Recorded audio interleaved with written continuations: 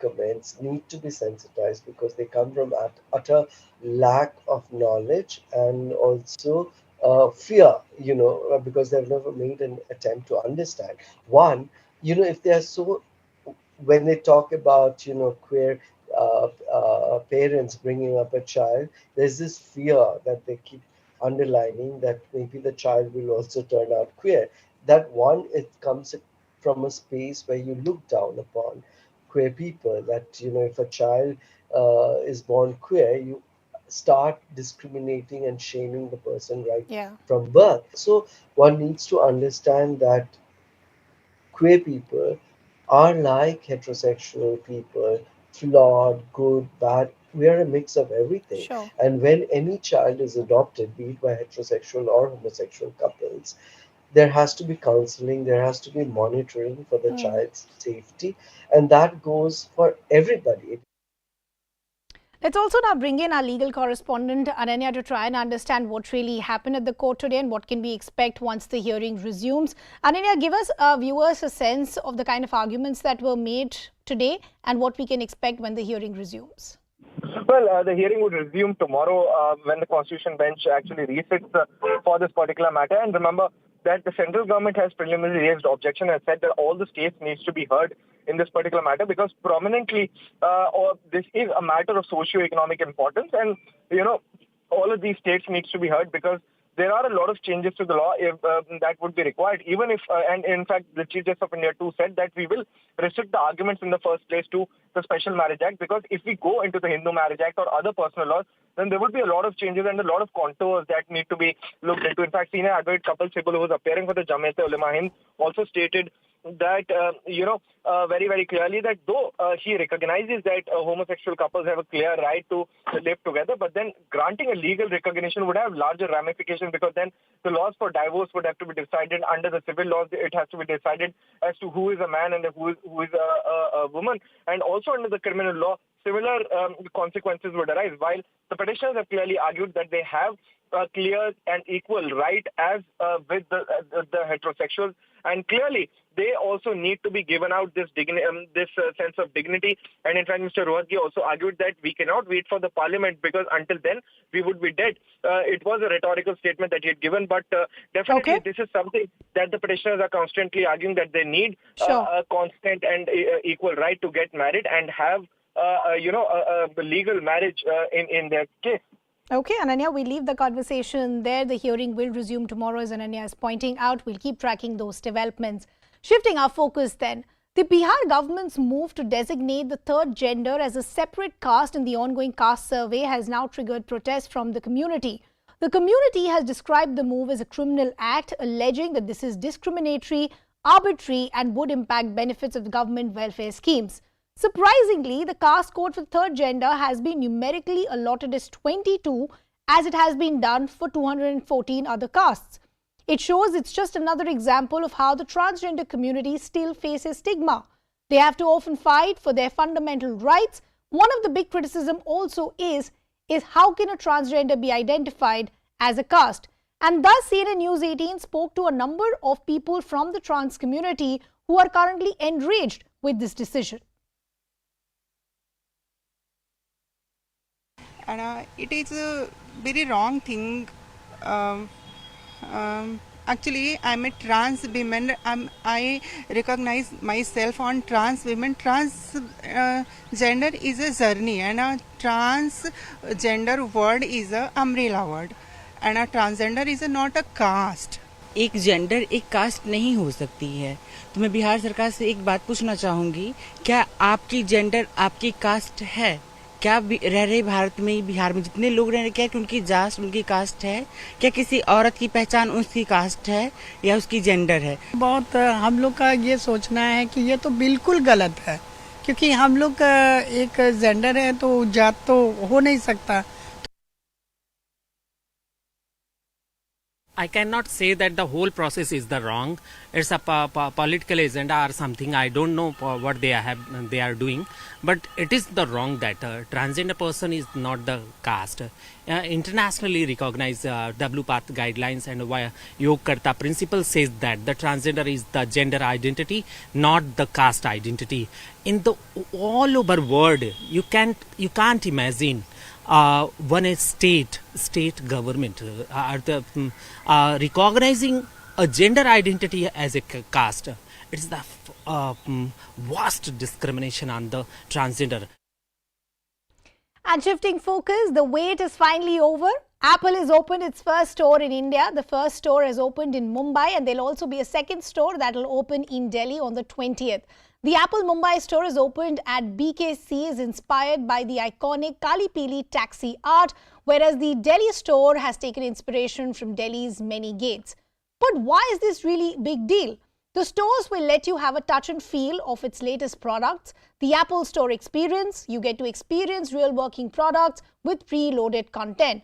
But then the question will be, what has really caused the delay in the launch of this Apple Store? Until now, Apple hardware, including iPhones, was available for purchase from Apple Premium Resellers, which is basically a third-party store such as iWorld, Future Retail and others.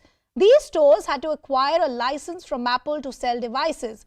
The company also launched its online retail store a few years ago. While Apple has been wanting to launch its stores in India, the country's FDI restricted it from doing the same.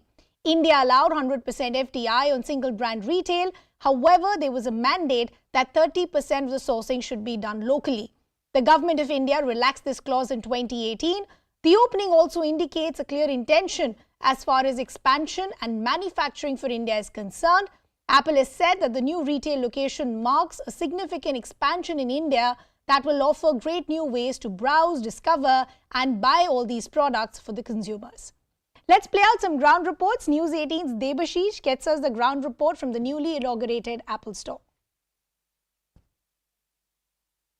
So we have entered the Apple Store over here, the first Apple Store in India, Apple BKC at the Bandra Kurla complex, the Jio World Drive Mall, and this rush is insane. And there's a lot of people that is standing out there to enter the store and get a glimpse of the first Apple Store. So right now, this is the main entrance. I've just entered the store, and the first thing I'm going to see is the iPhone area. You'll be greeted by the latest iPhone 14 range, the iPhone 14, the iPhone 14 Pro series, and not to forget, there is the yellow iPhone 14 as well. So this is the first. This is entirely the iPhone area, as you can see, and you go to the next table. There is another range of iPhone as well. So you get to see the latest iPhones over here as well. You get all the colors. So if Apple is selling something, that product will be there at the Apple BKC store. It will. If you don't find it over here, perhaps you'll not get it in anywhere else as well. You know, I'll take the camera around over here. As you can see, you get the older Apple phones range as well. You have the iPhone 13 series, the 13 mini, and the SE as well.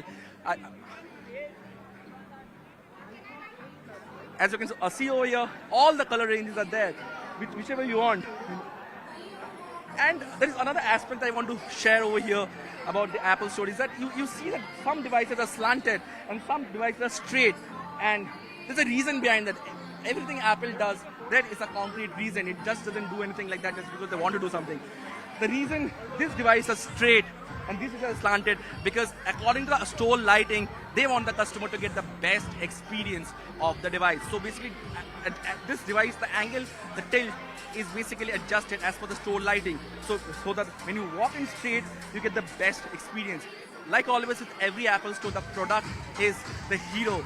And Apple makes all the effort to ensure that, you get the best of the technology. And talking about that, as you can see over here, of this side of the store, this is slightly slanted like this. Simply because, again, you won't see any reflection of the lights above on the phone. I mean, that is like paying attention to the design. And like I mentioned previously as well, the table. Anybody, a little kid, somebody taller, somebody on wheelchair, everybody can access this table and they can have a feel of the latest Apple product that is out there. And I mean, like, look at the place. And you know what? Another interesting thing is the audio. Look at the crowd. Look at the maddening rush that is out there. But still, you will be able to talk to each other pretty easily, and you'll be able to converse with the Apple Store executives as well, because there is some amount of sound absorption happening as well. What's the USP of this store? Many of you are saying that, why will I go to this Apple Store at BKC? There are so many Apple resellers out there in the country. Why go to an Apple BKC or the Apple Socket that is opening up in Delhi on the April 20th? Well, the answer is simple. The store gives the real Apple experience. So why is the store opening such a big deal as far as India is concerned? I have a very special guest now joining us. We have journalist and digital creator Rian George now joining us, and he's in fact joining us from Sydney. Good to have you with us here on the broadcast. Now, many are of course saying that, it's taken so long for the Apple Store to finally open in India. Why is it such a big deal? Hi, Ridhima. I'm so happy to be here, and I have to say that as a tech geek, this is a super exciting day. To answer your question, I think that tech geeks from all over really kind of are excited that it's finally here, because no matter where in the world you go, whether you're in London or New York, whatever your tourist itinerary or your business itinerary is, I think everybody makes some time to go to one of these iconic spots where the Apple stores are located. And now we have those bragging rights in our very own city. Like, you can go to BKC and just walk into an Apple store, whether you're shopping or not, just to get that Apple experience, or walk into, the store in Delhi just to get that experience, whether you're shopping or not, So I think it really is a big deal. Yeah, of course, the Apple experience, and you would know this, you've looked at a lot of Apple stores across the world. You've had a meeting with Tim Cook as well. Just help us understand what each Apple store in different country tries to bring, because I've been speaking to a lot of people who had a sneak peek for the Apple store in Mumbai, and they said the fact that you retain the Apple experience but also have a sense of India-ness, that's the kind of experience that customers will now be able to have. I think the Apple experience is standard and uniform across the globe, no matter where you shop and in what language you shop, and whether you're shopping or not. I think that quality and that level of service is something that they assure you, which is why that there are so many fanboys and girls around the world. And I think you kind of summarized it already by saying that, it is like a very international standard store, but it still has that Indian element and Indian aspect. And it's nice to see, it's nice to see the little design elements that Apple has brought to the Mumbai store. And, most importantly, little initiatives like today at Apple, which will be very centric towards art and culture in India and Mumbai. So they're really contextualizing it, which I think is it's a really interesting initiative and a great deal. Now, the big question that everybody wants to understand is, considering the fact we won't have to ask our relatives from the States or elsewhere to try and get us all those Apple products, will pricing actually be different now? Will we get these products for much lesser? Is that something that's on the anvil? I can't comment on that quite honestly, but I have to say, given the trends that observing the trends over the past couple of years, I would say that the prices have been largely the same, So you don't really, over the past couple of years, I've never really had to ask any relatives to buy me that iPhone in September or a new iPad or anything and carry it from America. By the time you kind of go to that store in America and like take some transport or something, you kind of balance that price out, if you know what I mean. So I think the prices are largely standard across the globe, give or take a few thousands. So I think that's the price point is definitely not something to worry about. You kind of, and I also find the standardization after Apple started retailing on apple.com last year to India. I also want to now just understand, as far as the entire store experience, we were just talking about a short while ago, but what is the responsibility of various companies when they're opening or when they're looking at store locations as well? For example, if you just look at the Mumbai store, many are also calling it an art piece because, a single glass has been used for the entire store. Even the staircase has been put in one piece. I understand it's been brought in from Europe. As far as, net zero is concerned, do you think even companies are becoming far more responsible of how they see a store opening, not just as getting a location somewhere in terms of real estate, but of what they represent as well? Absolutely. And I think that's the future. And these conversations and these narratives are extremely important, especially for iconic global brands like the likes of Apple. And first of all, I think even location within a city is makes such a big difference. For instance, you're having a store on, say, Regent Street in London or on Fifth Avenue in New York, or on Union Square in San Francisco, and now at BKC in Mumbai. These are all spots that really are very culturally rooted to the existence of the city and to the very essence of the city. So location of the store, very important. Of course, decor is super important because at the end of the day, that's the customer facing part of the brand, and that everything that the brand stands for and everything that they want to kind of depict through their products needs to reflect in the store design and decor as well. And that sense of minimalism, that sense of design, that sharp, those clean lines that are reflected, that Apple has come to be known for over the decades, is reflected so beautifully in every store, including the Mumbai one. Well, he is hoping that not just the first two, but we'll have many more such stores as far as Apple's journey in India is concerned, because it, of course, also shows their clear intent as far as manufacturing local is concerned, and their expansion plans as to where they see India in their market share as well. Right, we leave the conversation there. Appreciate you joining us here on CNN News 18. We're slipping into a very short break. We're coming back with lots more.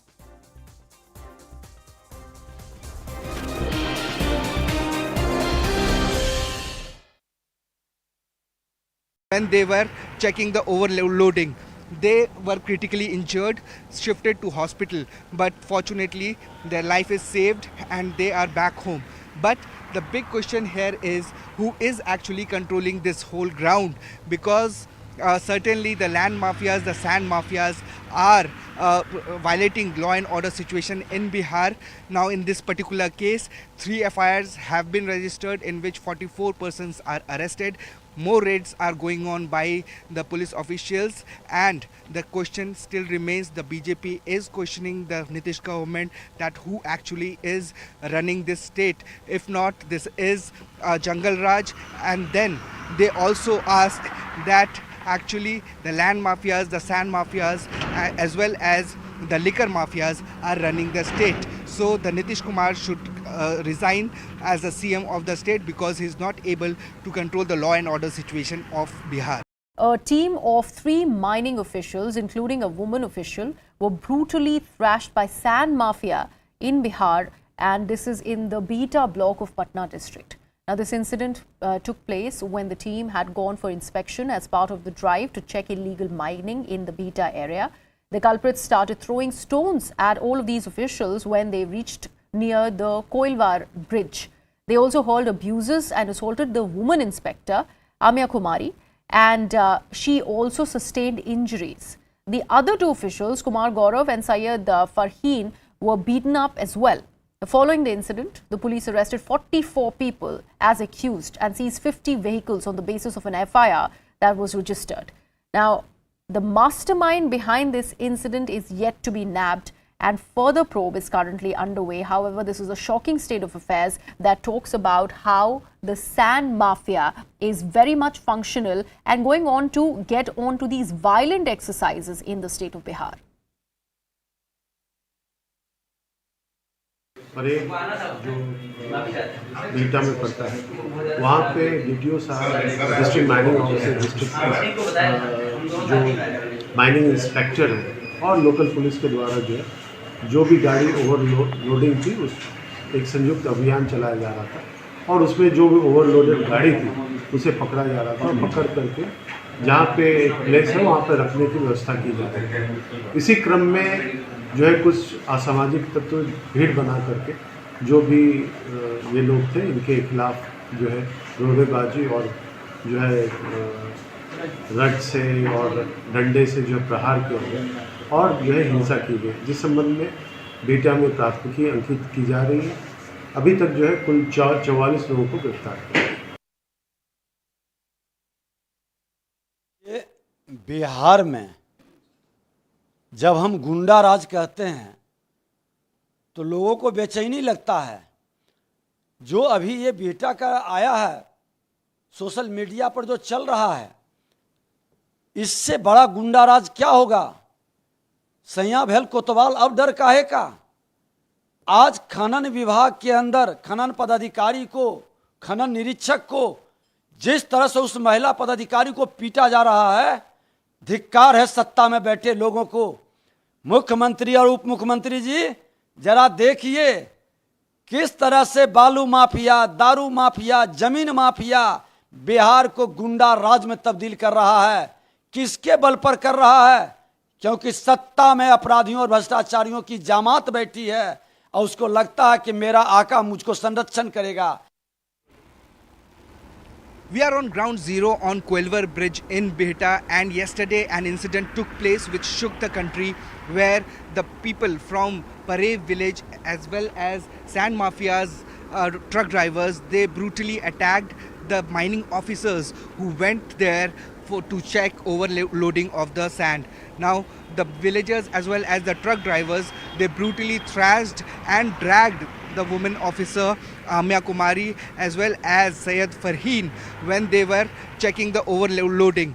They were critically injured, shifted to hospital, but fortunately their life is saved and they are back home. But the big question here is who is actually controlling this whole ground, because certainly the land mafias, the sand mafias are violating law and order situation in Bihar. Now in this particular case, 3 FIRs have been registered in which 44 persons are arrested. More raids are going on by the police officials, and the question still remains, the BJP is questioning the Nitish government that who actually is running this state. If not, this is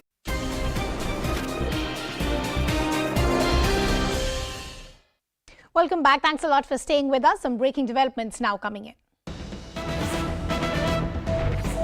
And this is a CNN News 18 exclusive, courtesy our investigations editor Manoj Gupta. Some news coming in from Pakistan, where we're understanding the standoff continues over Punjab polls funds, where the Pakistan Parliament once again has said no to funds for Punjab polls. The Parliament has once again refused to provide 21 billion to the Election Commission Pakistan to hold general elections in Punjab. We're understanding the Pakistan Tehreek-e-Insaf on Monday demanded the Supreme Court to initiate contempt proceedings against the Prime Minister Shahbaz Sharif and the Federal Cabinet for not releasing these funds for the Election Commission of Pakistan for the Punjab and Khyber Pakhtunkhwa polls. Now, in a tweet, the PTI Senior Vice President Fawad Chaudhry has also said that despite the Apex Court's order, the State Bank of Pakistan's decision was not to release the funds, which was in violation of laws. According to a source, the Supreme Court is likely to summon the concerned officials and may initiate contempt proceedings anytime soon. And that's not all. We're getting some other inputs also coming in. And this is a CNN News 18 exclusive, where we're understanding that amid the economic crisis in Pakistan, Intel chiefs have now briefed top Supreme Court judges over the security situation. This is in connection with polls in Pakistan. The ISI chief has briefed the Supreme Court judges, as we pointed out, on the security situation and threat as well. Let's also bring in our colleague Anand Narasimha. So Anand, two things that are happening here. One, the standoff that still continues over the Punjab poll funds, where the Pakistan Parliament has once again said no. What does this mean as far as way forward is concerned? Well, that means there aren't going to be provincial elections, and if there aren't provincial elections, then the national general elections are also going to further get delayed. Now, currently, Pakistan does not have the money, and the security situation has been cited as the reason, because the Pak army has very clearly said that they can't provide security. The Pak army has said that they can't provide security for elections. The state machinery or the law and order enforcement within the state, the police, etc., cannot cover the elections. They need the army there. The army has said that they cannot do it. The other aspect is they said they don't have the money. Pakistan is going through severe economic crisis. Now, this is not a situation, despite the reforms which have put further hardship on the people, they don't have money in the coffers to even pull out this 21 billion Pakistani rupees which they require to just conduct the Punjab state elections in Pakistan. So, in the Pak province of Punjab. So, these are challenges. The PTI is saying the Supreme Court has said conduct elections. The PTI believes it will steamroll the elections in Punjab, in the Pak province of Punjab at this point in time. They will win the provincial elections hands down, and that will set the tone for National General Assembly, and it will give the legitimacy that Imran Khan is wanting for PTI, and perhaps help the party from disintegrating, which is his biggest fear. If he gets incarcerated. The other aspect is the top courts of the country are saying that you cannot have no polls, you have to conduct elections. Create an atmosphere for having elections is what the courts are also saying, and conduct the elections. But if there is no money, there is no security, how can they conduct elections? PTI now is coming out and saying if you're not listening to the top court's order, then that is contempt of court. So they want the Supreme Court of Pakistan to proceed with contempt or issue contempt of court proceedings or initiate contempt of court proceedings against the Prime Minister, the Cabinet, and members of the ruling disposition, saying that you are not following court orders. Okay. So there is reality, there is politics, and there is real politics. All three elements are very clearly evident, but one hard fact that the courts have to appreciate is there is no money. They cannot conduct the elections. Will the courts take responsibility for a law and order situation? Will the courts take responsibility if things go sideways, if polls are initiated? Will the courts ignore the calls made by Tehrik-e-Taliban Pakistan that they are going to man certain booths in favor of the PTI and ensure that there is disturbance in other booths where perhaps the ruling disposition is stronger? Sure. These are all questions that remain. Yeah. Anand, we leave the conversation there. Have completely run out of time. We'll keep a close eye on all those developments. It's a wrap from my side, but news continues here on CNN News 18. Plain Speak is up next.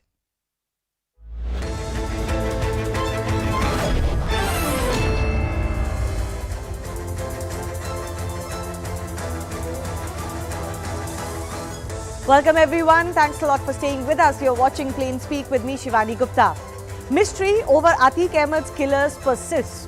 According to UP police, the shooters were inspired a lot by gangster Lawrence Bishnoi and wanted to kill Atiq just like Punjabi rapper Sidhu Moosewala was killed. The shooters had plotted to kill Atiq, in fact, on March 26 when he was being brought from Sabarmati jail. But due to high security, they postponed their plan. All three shooters lived in different districts of the state. Exactly how did they come together is still the big mystery. Is there a person behind this who brought all these three shooters together? They were criminals. Did this person also train and give the shooters imported fire guns that have been found from them? Meanwhile, days after Atiq Ahmed's murder, Chief Minister Yogi Adityanath has issued a stern warning to mafia in the state. He has once again bragged about improving the law and order situation in the state. Chief Minister Yogi compared his tenure with that of Akhilesh Yadav's, for example, and slammed the Samajwadi Party for riots under their government. Despite being under tremendous pressure, Yogi Adityanath is confident of the direction his government is taking. Is this confidence coming from the fact that despite what opinion makers may say, the public sees no big issue with what is happening in Uttar Pradesh under him and is actually happy? We'll take that big question to our guests in just a bit. First, let's take a look at what Uttar Pradesh Chief Minister said about the law and order situation. He was addressing an event when he claimed that UP now gives businesses a guarantee for their security and investment. He added that today there is no need to fear anyone in the state, any name in the state. He went on to say that those who were problems for the state are now facing problems. He even reminded everyone about Akhilesh Yadav government, saying that before 2017, law and order was the worst in the state. He backed his statement with numbers, saying that there were over 700 riots between 2012 and 2017. Yogi Adityanath even claimed that no mafia can threaten any businessman on phone today. Now that's a big claim to make. But that reminder from Yogi Adityanath was timely, because just today, Atiq Ahmed's old chats with a Lucknow-based builder came out, where he's extorting money which he wanted to use for elections. So according to the chat, Atiq threatened a Lucknow-based builder on January 7, 2023 while he was in jail. In the chats, Atiq is trying to extort money from the builder. He wants the builder not to file an FIR against him. He also claims in the chat, and this is interesting, that his situation will change soon. Atiq added that he will soon start to settle scores. So that just gives you a sense of the bravado Atiq had even till 3 months ago. Now, an undated audio of Atiq has also been accessed by CNN News 18. In this audio, Atiq can be heard threatening another property dealer, Zaid Khalid. Listen in. Hello. हाँ जैद। हाँ भाई। तुमको याद है कि तुम देवरिया हमसे मिलने आए थे? हाँ। तो हमको मालूम था कि तुम आ रहे हो जी। और तुमसे हम बैठ के वहाँ बरामदे में मिले रहे ना, जहाँ जेलर से लोग बैठे थे। हाँ हाँ हाँ हाँ। तब तक हमारी कोई नियत नहीं थी तुमको पीटने की। हम खुद समझ रहे थे। आबिद फरहान से तो नहीं कहा रहा, तुमसे कहा रहा था कि मत लिखाना। नहीं, आपने तो हमसे नहीं कहा था भाई। अरे हमने नीलू से 4 मरतबा 10 मरतबा कहलाया तुमको। नीलू ने जब कहा था, जब रजिस्ट्री हो गई थी तब उसके बाद कहा था। रजिस्ट्री गलत बात कह रहे हो, गलत बात कह रहे हो। तुमने जिस दिन रजिस्ट्री कराया वो भी हमको मालूम है, जब नीलू सबने कहलाया वो भी हमको मालूम है। हाँ। अगर हम तुमसे कह रहे हैं इतना काम कर रहे हो चारों तरफ, अगर हम तुमसे एक जमीन कह रहे हैं फर्ज नंबर मत कराना, तो चाहे फरहान कहा है चाहे आबिद कहा है, तुमने क्यों करा लिया? बता देते हो कि मना कर रहे हैं हमको। नहीं तो प्रधान कहें कि हम भाई से बात कर ले, भाई के सब में शेयर रह गया और कोई दिक्कत। प्रधान कहें ऐसा है कि भाई हम तुमका चाहे 1 लपड़ मारी, खाली 1 हाथ मारी, मगर भाई तुमका 1 हाथ मारा, समझोगे ना? ऐसे कि तुम्हारा भूत से उतर रहा है कि प्रधान कहें, समझो? अरे प्रधान से तो रिश्ता होता है हमसे। अबे हमसे तो प्रधान के पहले रिश्ता रहा। सही है, पहले से प्रधान से पहले रहा। सही है, तो हम प्रधान के पहले तो का चाहत रहे। सही। पर अब तुम प्रधान के दिमाग होगा तो प्रधान जो कहीं प्रधान का ठीक ऊपर गोली चला दो, तुम गोली चला दे। वो गोली तो नहीं चला सकते भाई। Now that was just a snippet of what Atiq Ahmed was up to. Of course, this is not comparable to the kind of crimes that he's been accused of and was even found guilty of. While political opponents and opinion makers will tell you that the state of Uttar Pradesh is going down in the dumps, also listen into the ordeal of some of the victims of Atiq Ahmed and how, this list actually included his in-laws as well. We'll bring you a special conversation with one of them. But listen into one such victim. These victims are now heaving a sigh of relief. For them, good days have indeed come. मेरे साथ ही बहुत जुल्म हुआ। मेरे ऊपर गोली चली 2016 में।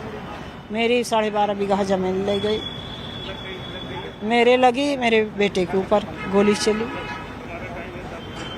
और फर्जी जो है तो हमें सब बनवाए हैं। अच्छा। मैं धीरे धीरे 35 साल हो गया करने मुकदमा। बस इतना मैं कहना चाहती हूँ। गोली लगी है पेट में और जो है तो मेरे बेटे के गोड़े में लगी है और कम से कम 20 फायर चलाए हैं। जब मैं 2007 में गई और नगर निगम का मैंने टैक्स जमा किया। टैक्स जमा करके मैंने सोचा कि चल के अपना मकान देख लूँ। जब मैं गई तो मेरा मकान वहाँ पर नहीं था। मैं फिर धूमनगंज थाने पे गई। वहाँ मैं रिपोर्ट लिखवाने की कोशिश की, लेकिन वहाँ मेरी रिपोर्ट नहीं लिखी गई। तब मैं वहाँ के जो उस समय एसपी थे उनके पास में गई और उनसे मैं रिक्वेस्ट की, उन्होंने लिखा मेरी। Before we talk about the kind of terror that Atiq Ahmed was guilty of and how today he seems to have many apologies, let me also break down the missing common link between the shooters who gunned down this dreaded criminal. Police sources have informed CNN News18 that Lavlesh and Sunny, 2 of the shooters, met as under trials in Banda jail. Both remained in jail till about the end of 2021 and remained in touch thereafter.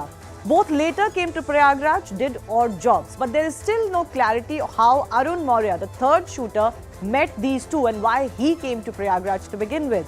Police believe that there might be a mystery person who brought these 3 together and planned the murder. But the police is trying to find this missing link between the 3 shooters. The big debate that's coming up today.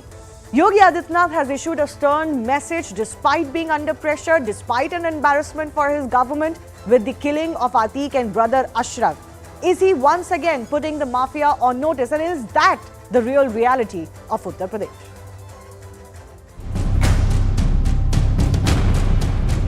नहीं ले गए तो नहीं गए।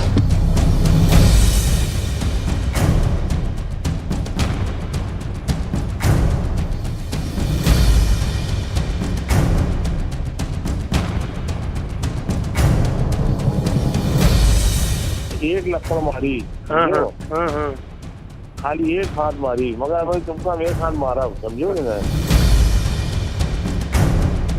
It has been more than 50 days and Shaisha Praveen, the wife of Don Atiq Ahmed, is still at large. Currently, I'm standing at the paternal house of Saisha Praveen, which has been emptied. The biggest question is, why did the family escape?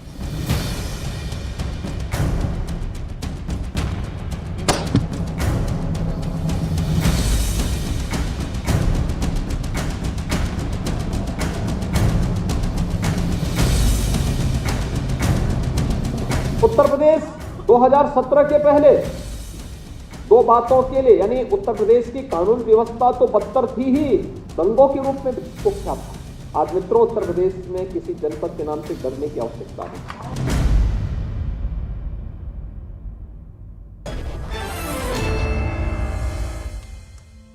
First up, I want to go across to Zishan, who's one of the victims of Atiq Ahmed as well. In fact, Zishan, I'm told, is also related to Atiq Ahmed, the slain gangster.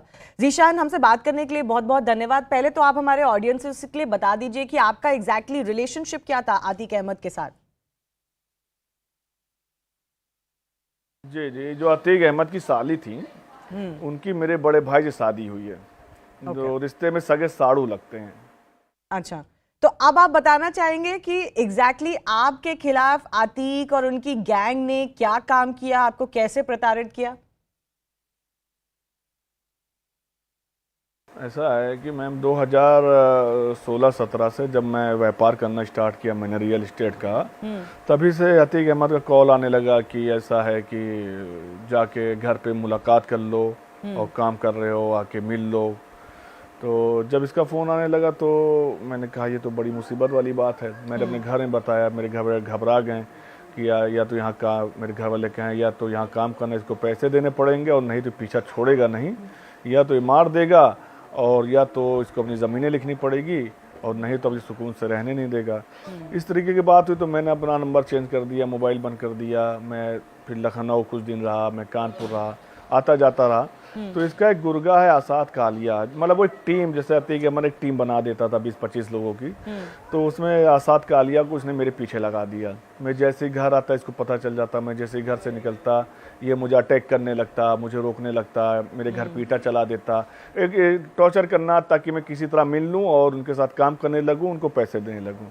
जब इन सब चीज़ों से बात नहीं बनी तो 31 दिसंबर 2021 को मैं अपने आवास पे बैठा हुआ था, तभी ये 3 गाड़ियों से लोग आते हैं, जिसमें अली अतीक, आसाद कालिया, कम 25 लोग आते हैं। मेरे पूरी बॉडी में ये सब राइफल पिस्टल लगा देते हैं। अच्छा। और कहते हैं लो अब्बा से बात करो। अब्बा मतलब कि अली ने कहा अब्बा से बात करो, मतलब अतीक अहमद से। तो मैंने बात करी, मैंने कहा जी बताइए। तो उन्होंने कहा कि ऐसा है कि तुझको बहुत नेतागिरी आती है, हाँ, या तो इस ज़मीन हमारी बेगम शाइस्ता परवीन के नाम लिख दे या तो 5 करोड़ रुपए की रंगदारी दे दे।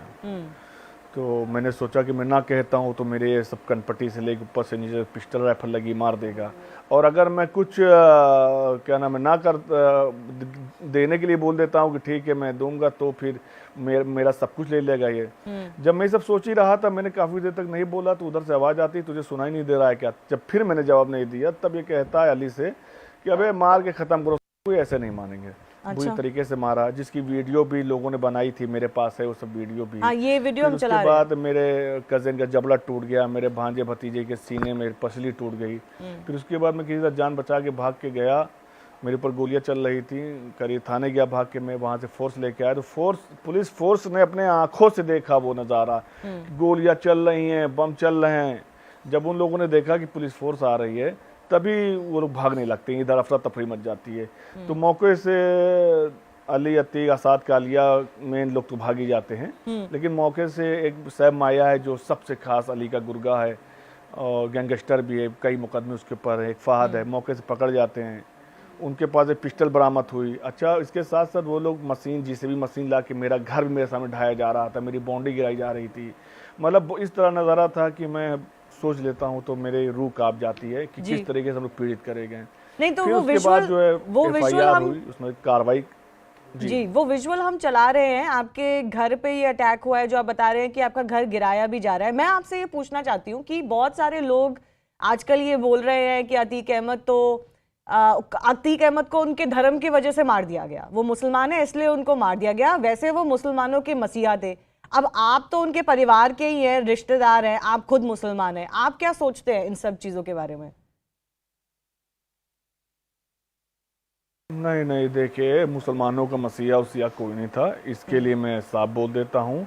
और रहा सवाल उनके कत्ल का, तो उसकी SIT जांच कर रही है, प्रशासन जांच कर रहा है, उस पर मैं कोई टिप्पणी नहीं करना चाहता हूँ। और रहा सवाल कि मसीहा उसिया नहीं थे, सब एक दूसरे की ज़मीन लूट रहे थे। हमारी खुद ज़मीन बहुत कब्जा हुई, कैसे कैसे हमने अपनी ज़िंदगी बचाई। आज मैं जिंदा बैठा हूँ, आप लोग से बात कर रहा हूँ, तो कहीं ना कहीं ये ऊपर वाली की देन है, और कहीं ना कहीं ये बाबा जी की सरकार है, जो हमारी कहीं ना कहीं हम इनसे खौफ नहीं खा रहे हैं। आप कह रहे हैं बाबा जी की सरकार है, तो क्या आप भी ये मानते हैं कि योगी सरकार में जो काम हो रहा है, स्पेशली माफिया लोगों के खिलाफ, वो सही है? नहीं नहीं, उसमें शक जो करे समझ लीजिए कि उससे बड़ा बेवकूफ़ कोई नहीं है। आज हमारे जैसे आम लोग बहुत लोग हैं जो सुकून में हैं। वो एक बात और है कि कुछ नादान हैं जो कुछ तरीके की बात कर रहे हैं, लेकिन यकीन कर लीजिए कि मैं तो ये कहता हूँ कि हर कोई ऐसे लोगों से दूरी बनाओ, ऐसे लोगों से दूरी बनाओ ना, ऐसा कोई काम करने की कोशिश करो कि तुम क्राइम की दुनिया में चले जाओ। अपने बच्चों को डॉक्टर, इंजीनियर, MBA बहुत सारी लाइनें बनाओ, पढ़ाओ लिखाओ। ये ऐसे लोगों का आप देख रहे हैं कि क्या अंजाम हुआ है। रूह कांप गई, इस शहर की रूह कांप गई, समझ लीजिए। जी जीशान जी, हमसे बात करने के लिए बहुत बहुत धन्यवाद। One of the many victims of Atiq Ahmad and his terror in Uttar Pradesh. Let's also open this up to the guests joining us for us.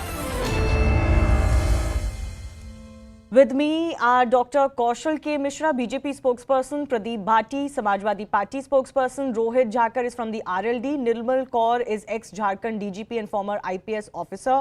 I want to understand from Mr. Bhati, today, despite the allegations that you are making against Yogi Adityanath government, today Yogi Adityanath is very confidently, he can come in front of the business community, the investors, that, you know, things have changed in Uttar Pradesh, and he's mounting a direct attack on his predecessors, including Akhilesh Yadav from the Samajwadi Party. And exactly what are you going to say to argue with him?